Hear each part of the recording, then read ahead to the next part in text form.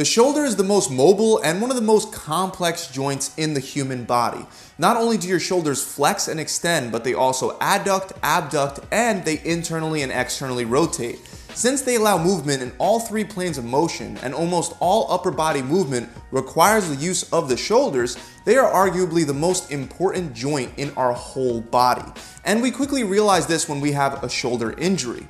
Unfortunately, an injury to the shoulder is an alarmingly common occurrence, largely due to the fact that it's a ball and socket joint that moves in so many different directions. According to the American Orthopedic Society for Sports and Medicine, more than 1.4 million shoulder surgeries are performed each year. In one giant review of close to 100 studies, researchers concluded that shoulder disorders may be more common for workers with jobs involving overhead work, lifting heavy loads, and repetitive forceful work. But even if you don't have a physically demanding job, you can still very easily wind up with a shoulder injury. And the last place that I'd want to see that happen to you would be at the gym, which is exactly why I made this video. Due to outdated myths and poor exercise selection, shoulder injuries are still incredibly common when working out. So if you have sore shoulders, or if you've already had shoulder surgery and are now done with rehab, or even if you just want to ensure that you never have to deal with chronic shoulder pain, I highly recommend watching this video. Because in this video, I'm going to go over the 5 worst exercises for your shoulders that are absolutely killing your joints. You'll want to follow along through this video because at the end, I'll also give you the #1 way to strengthen your shoulder joint to relieve shoulder pain and prevent shoulder injuries from ever happening, or at least from ever happening again. Let's start with the very first exercise, a CrossFitter favorite, the Kipping Pull-Up. Now, the Kipping Pull-Up itself presents a lot of problems even if you perform it correctly. While regular pull-ups involve using strict form, allowing you to effectively target and strengthen the lats, biceps, and the back of the shoulder in a relatively safe way, the Kipping Pull-Up throws all that out the window. The movement begins by initiating swinging with your shoulders, and then you alternate between arcing your back and hollowing it out to generate momentum to get yourself over the bar. With a regular pull-up, your body stays directly under the bar the whole time. On the other hand, when performing a kipping pull-up, you'll notice right away that your body moves really far away from the bar. In combination with momentum, this takes a lot of the work off the lats and the biceps and puts an excessive amount of work and stress on the part of the rotator cuff responsible for internal rotation and shoulder stability. This could be okay for someone that spends a lot of time strengthening their shoulder stabilizer muscles, but most people don't.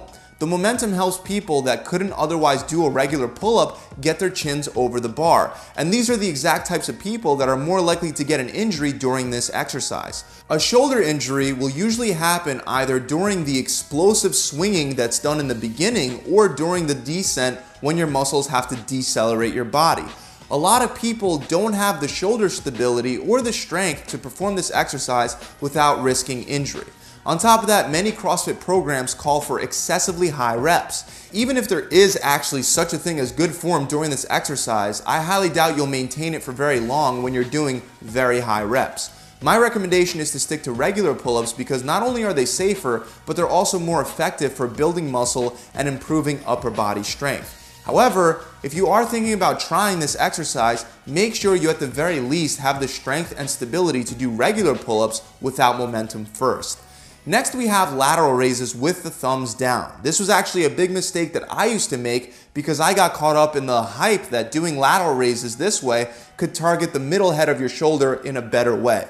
The truth is that internally rotating your shoulders doesn't increase the activation of that middle head, and it'll probably only cause you to lift less weight, resulting in less shoulder muscle motor unit recruitment. Regular lateral raises with the thumbs up higher than the pinkies are a great exercise for your shoulders. However, when you rotate your thumbs down, you once again put the rotator cuff in a very compromised position. In fact, physical therapists will put you in a very similar position in what's known as the empty can test to diagnose an injury.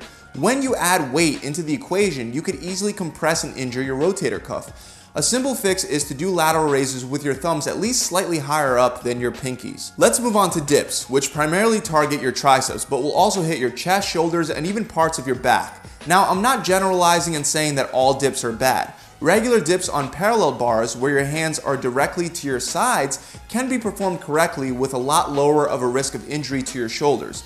Bench dips with your hands behind your back are a totally different story. Bench dips cause maximal internal rotation of the shoulder joint, which pinches the rotator cuff and the tendon that connects your bicep. At the same time, as you lower yourself to the floor, the shoulder moves into a position of maximal extension. On top of all of that, your shoulder is very weak in this position to begin with, further increasing the chance of tearing a tendon or a ligament. Now, it doesn't just end there. You see a lot of people put their feet up on another bench and they stack weights on top of their legs. I wish I could say that I was smart enough to never try this exercise, but what I can say is every time that I have tried it, I had pain during the exercise and after. To avoid an injury, whenever you do dips, make sure your arms don't travel too far behind your back. Speaking of going behind the back, let's talk about behind the neck military presses. I've already mentioned this one before, but some people still somehow think that this is a great shoulder exercise. When you lift weight behind your head, you externally rotate your shoulders past the point that they're supposed to be loaded with weight. This alone can lead to a shoulder injury. Now, due to the fact that most people have poor shoulder mobility because they have rounded shoulders or shoulder protraction from sitting all day, problems with this exercise begin to multiply. Many people wind up curving their back out in an attempt to get the weight behind their head. They also push their head forward to help get the bar behind their neck. Doing this increases the chances of a lower back injury and an injury to the neck as well. So you would assume that the people that choose to do this exercise are risking a shoulder injury for a very good reason. Like military presses behind the head should build twice as much muscle as in front.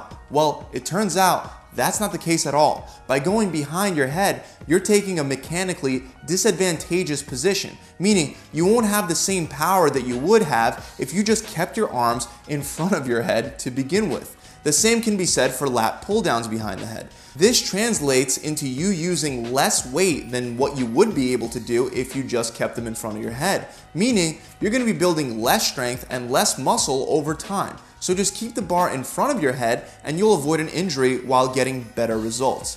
Now, I've had some people get confused and think that you can't do barbell squats behind the head due to this advice. However, barbell squats are absolutely fine because you're resting the weight on your upper back rather than supporting it with your shoulders. The last exercise that I want to go over today before diving into exactly what you guys need to do to rehab a shoulder and prevent shoulder injuries in the future is the upright row. The problem with the upright row is that as you come up higher and higher, your arm rotates internally more and more. Usually people will try to also use heavy weight for this exercise, and when you combine heavy weight with excessive internal or external rotation, you increase the chances of a shoulder injury. In this instance, you're increasing the chances of shoulder impingement. This is actually another movement pattern that very closely mimics a mobility test that physical therapists will put you through to look for impingement. So you don't want to be doing an exercise designed to test for impingement, especially not for multiple sets and reps with a heavy weight load. Over time, it can and will lead to an overuse injury. If you want to target the same muscles as you would with this exercise, I want you to know that there are far more effective exercises with far fewer risks involved. If you want to work on the lateral head, a regular lateral raise with the thumbs up like we already talked about will usually give you more stimulation than an upright row without all of that risk. If you want to strictly work the front of your shoulder, then you can lean back in a bench and do incline frontal raises for an extremely effective workout for your anterior deltoid. For the traps, you can isolate them by doing shrugs, and shrugs will allow you to lift a lot more weight, helping you build more muscle. All of these exercises can provide more benefits without the risks involved with upright rows. So now, as promised, I want to go over how to strengthen and repair your rotator cuff. Unfortunately, I've made a lot of mistakes and I've had a couple injuries to my shoulders over the years, but fortunately, I used cables to rehab and strengthen my clients as well as my own rotator cuff many times. Now, you can do this exercise with a dumbbell and you can also do it with a resistance band, but based on my experience, I've seen the best results using the cables on a cable crossover machine. There are two positions that you'll have to get into. For the first one, you want to hold the cable across your body in one hand, keeping your elbow tight to your ribs and bend it at a 90-degree angle. Maintain this 90-degree angle while externally rotating your arm out for 10 reps with a light weight. Then turn around and rotate your arm internally for 10 reps while maintaining that same 90-degree angle at the elbow. I find that opening up that hand that I'm using really helps me take the other muscles out of the movement and helps me focus on the rotator cuff. Do 3 sets of 10 reps for both internal and external rotation. The second exercise is very similar, but now you're facing the cable cross rather than being sideways to it. And you're making 2 90-degree angles, one at your elbow and one at your shoulder joint. The same idea applies here. You can do both internal and external rotation. And again, 10 reps of each for 3 sets. You don't want to feel pain, but be aware that you may feel some discomfort during this exercise, especially if you've had a shoulder injury in the past. I can honestly say that these 2 exercises have been a lifesaver for myself as well as the clients that I've shown it to. That's it, guys. I really hope this video has helped you out. If you enjoyed it, make sure you subscribe to this channel and hit that bell icon so you can get notified whenever I release more free tips and tricks just like this. Also, for those of you that are looking for a done-for-you program that'll help you burn fat and build muscle fast, visit my website where we're running challenges designed to help you build muscle and burn fat faster than ever in only 6 weeks. You get a workout plan, a custom diet plan, as well as an accountability coach to help mentor and guide you through the entire process. This takes all the guesswork out and it helps you hit your goals without any of that grueling trial and error that just wastes your time. On average, the clients that have a goal of losing body fat during our 6-week challenge, they're losing either 20 pounds or 5% of their body fat, and those that do the muscle building program are gaining 5% lean body mass in only 6 weeks. To find out more about our 6-week challenge, you can click the link somewhere around here, or you can visit my website directly at gravitytransformation.com. I'll see you guys soon. Pump it.